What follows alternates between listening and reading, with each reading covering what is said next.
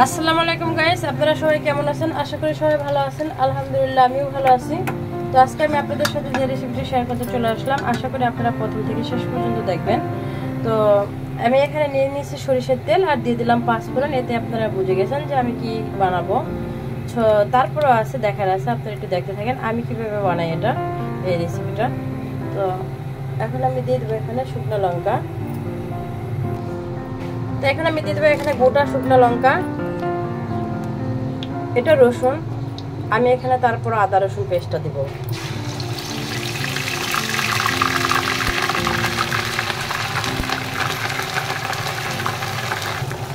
এখন দিয়ে দেবো আমি এখানে স্বাদ মতো লবণ।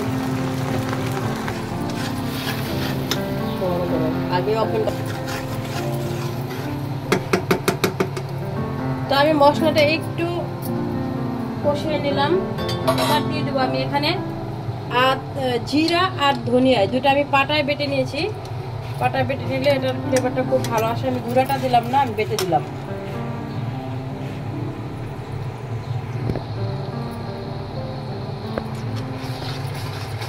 এখন আমি এটাকে একটু কষিয়ে নিব।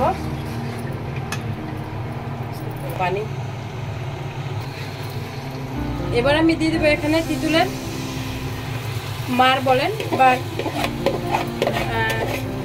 বেবি ক্রিম বলেন, যেটাই বলেন, আমি সেটা এখানে দিয়ে দিলাম। এটা না দিলে রসুনের আচার তো আচার মনে হবে না।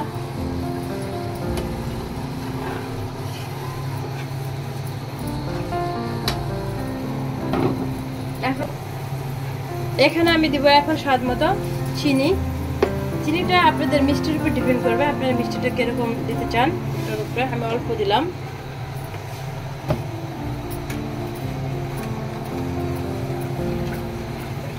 এখন যেটা দিব সেটা হলো আমি একটু ভিনেগার দিব।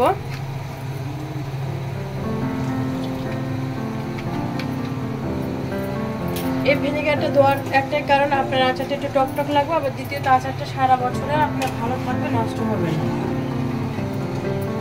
মশলাটা আমি একটু কষিয়ে নিই। এবার দিয়ে দিব রসুনগুলো। তো এবার আমি এখানে দিব মরিচের গুঁড়া, দিয়ে দেবো একটু হলুদের গুঁড়া,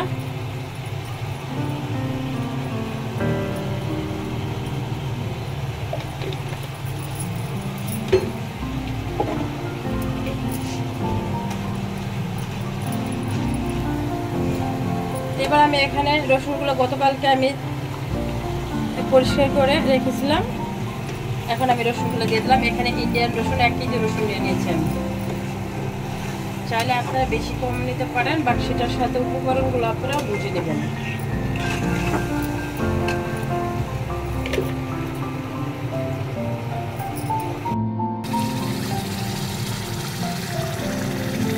তো আমার রসুনের আচারটা দেখতে পাচ্ছেন কত সুন্দর জ্ঞানে হয়েছে।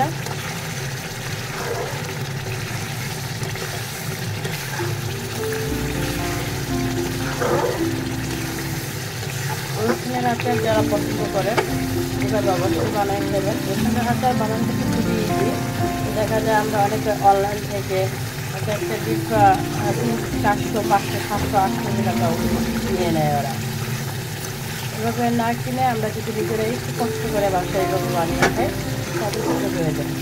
তো আমার আচারটা একটু সিদ্ধ পুরোটা থেকে জাল দিতে হইব।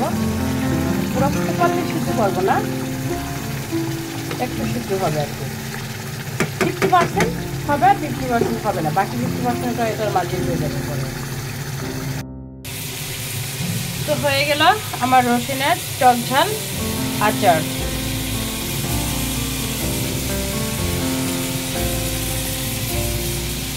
আপনাদের ভালো লেগে থাকে অবশ্যই সেটা বানিয়ে খাবেন। আর যারা আমার ইউটিউব চ্যানেলের ফ্রেন্ড আছেন তাদেরকে আমার অনুরোধ করলো, তারা আমার ভিডিওটা আপনাদের সামনে গেলে অবশ্যই আমাকে সাবস্ক্রাইব করবেন। আর যারা আমার ফেসবুক ফ্রেন্ড তাদের কাছেও আমার রিকোয়েস্ট করলো, আপনারা আমার পেজটাকে ফলো দেবেন। আপনাদের একটা ফলোতে আমাদের সামনের দিকে এগিয়ে যাওয়ার অনুপ্রেরণা জাগবে। তো ভালো থাকবেন সবাই, আমার জন্য দোয়া করবেন, আমি আপনাদের সকলের জন্য দোয়া করে আজকের ভিডিও পর্যন্ত। আল্লাহ হাফেজ। তো গাইস বানিয়ে নিলাম আমার রসুনের আচারটা। যদি আপনাদের কাছে ভালো লেগে থাকে তাহলে আপনারা অবশ্যই বাসায় ট্রাই করবেন। আর রসুন তো আমাদের প্রত্যেকটা মানুষের শরীরের জন্য কতটা উপকারী সেটা আমরা সবাই জানি। সো এই রসুনগুলো এর জন্য এই আচারটা বানাইতে হয়। যারা অবভিয়াসলি দেখা যায় কাঁচা রসুনটা খেতে পারেন না, বাট তারা কিন্তু এই আচারের টেস্ট নিয়ে এই রসুনটা খেতে পারেন। যে কোনো একটা আপনি যদি খিচুড়ির সাথে খান অথবা একটা বিরিয়ানির সাথে খান, এটা খেয়ে দেখবেন খুব ভালো লাগবে। অথবা আপনি এইভাবে এটা খালিও খেতে পারবেন, এটা খালি খেতে অনেক মজা লাগে। তো আজকের ভিডিও এই পর্যন্ত। ভালো থাকবেন সবাই, আমার জন্য দোয়া করবেন, আমি আপনাদের সকলের জন্য দোয়া করি। আল্লাহ হাফেজ।